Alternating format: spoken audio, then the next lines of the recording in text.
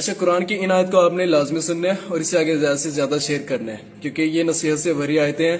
اور پہلے تو کبھی میں نے نہیں کہا، لیکن میرے خیال سے کہنا بہت ضروری ہے کہ اس پیج کو آپ لازمی فالو کریں، کیونکہ اس میں قرآن کی تعلیمات دی جاتی ہیں اور صدقہ جاریہ کے لیے اسے آگے شیئر کرتے جائیں۔ ہمارے پاس سورہ بنی اسرائیل آیت نمبر 30۔ بے شک تمہارا پروردگار جس کی روزی چاہتا ہے فراغ کر دیتا ہے اور جس کی روزی چاہتا ہے تنگ کر دیتا ہے۔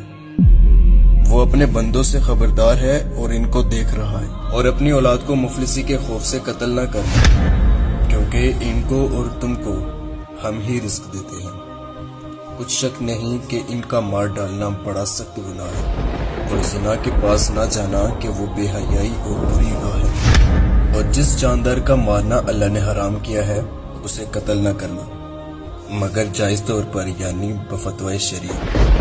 اور جو شخص ظلم سے قتل کیا جائے